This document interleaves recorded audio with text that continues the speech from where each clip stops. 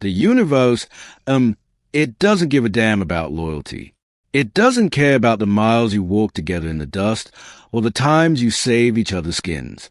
To the bureaucrats sitting behind mahogany desks, everything is just a serial number, a line on a spreadsheet.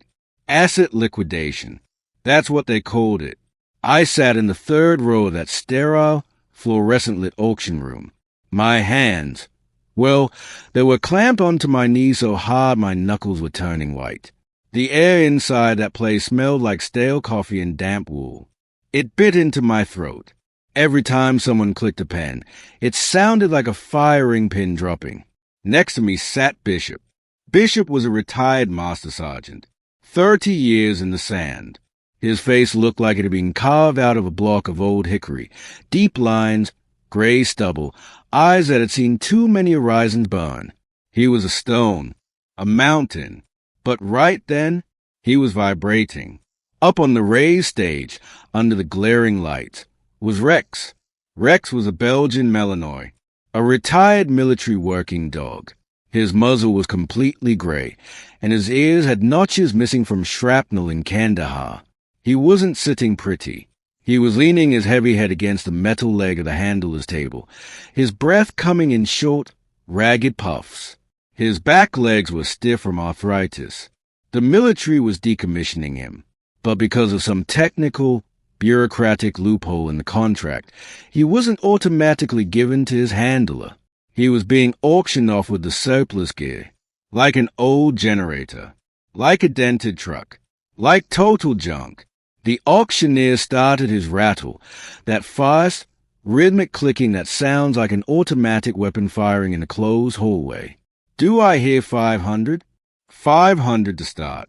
Looking for 5. Bishop's hand shot up. 500, he barked. His voice was cracked like dry leather, but it didn't shake. Across the room, a man in a tailored, charcoal-gray suit raised his paddle. A collector, a guy who wanted a cool war dog to guard his estate. 1,000. The auctioneer called. Bishop didn't flinch. 2,000. 3,000. The suit counted. He didn't even look at Bishop. He just looked at his manicure. 4,000. Bishop growled. I leaned over. I grabbed his forearm.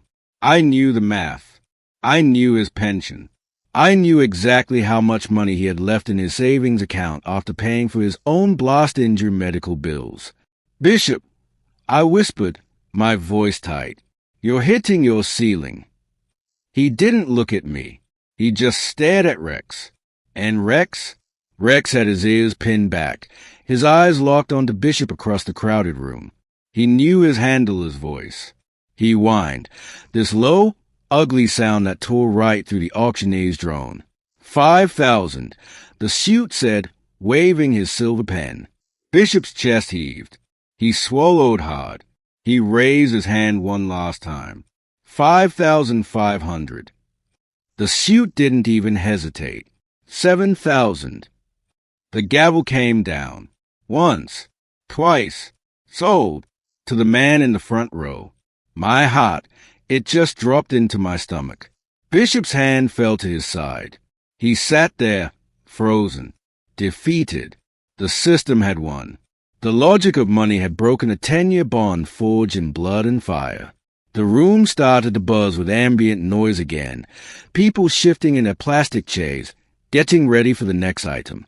But, well, nobody expected what Bishop did next. He didn't yell. He didn't swear.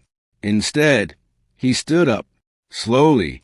His bad hip gave a loud, audible pop.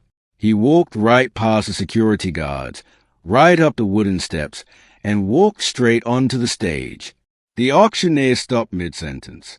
The room went completely dead.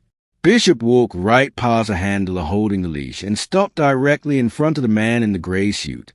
He didn't pull a weapon. He didn't raise his fists. Instead, Bishop reached into his jacket pocket. He pulled out a heavy, velvet-lined wooden box. He flipped the latch. Inside were his medals, the bronze star with Valor, the Purple Heart, 3 decades of sacrifice, locked in silver and ribbon. He unpinned them, one by one. Then, he reached into his shirt and pulled out his dog tags, the notched aluminum plates he'd worn through every firefight, every ditch, every night he thought he'd never see the dawn. He dropped them, right into the suit's lap. The metal clinked against the man's expensive fabric. It sounded like an anvil hitting concrete. All caps of emphasis can't describe the absolute silence that paralyzed that room. You could hear the fluorescent lights buzzing. Nobody breathed. Bishop looked that rich man dead in his clean, unblemished eyes. That dog bled in the dirt so you could sit in this air-conditioned room and buy things, Bishop said. His voice was low. Dangerous. A gravel growl. Those medals are everything I am. They are my blood. They are my brothers who didn't come home. Take them. They're yours. But the dog stays with me.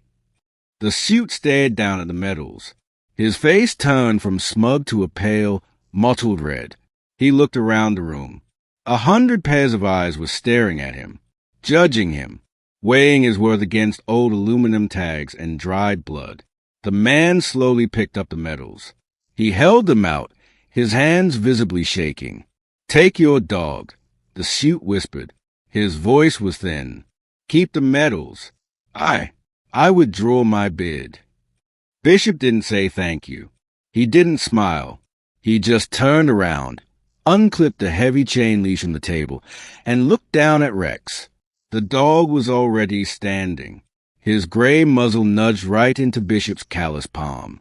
Let's go home, boy, Bishop said. They walked down the center aisle together. Bishop with his heavy limp, Rex trailing right at his heel. The galaxy thinks everything is a price tag because they run on numbers. They think honor is something you write about in history books, and they think loyalty ends when the contract is expired. But they forget that some bonds aren't bought. They are earned. So next time you try to put a price on a soldier's heart, just run.